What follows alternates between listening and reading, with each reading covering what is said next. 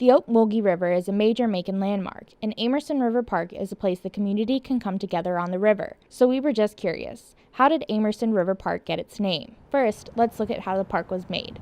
Tony Rojas is the executive director and president of the Macon Water Authority. He says it goes back to when the water treatment plant at that location was destroyed in the flood of 1994. When that happened and the community was some 19 days without water, the Water Authority and Mr. Amerson, as the leader of the authority, said, well, we can't expand our treatment plant here. We stand to have the same thing happen again someday.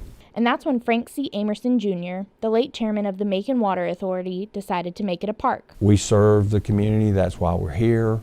We obviously had no use for it, and Mr. Amerson liked that idea of making that contribution to the community. Mike Ford is the Ocmulgee Heritage Trail Director for Newtown Macon and worked with Amerson to make the park. The committee decided that Frank Amerson was a major contributor on behalf of the Water Authority to making the park work. And so it was always the executive committee's intent that the park should be named after him. So they decided the name would be Amerson River Park. So it could easily have just been wasteland if he hadn't had the idea to develop it as a community asset. He was touched that day when we named the park after him, when the community did.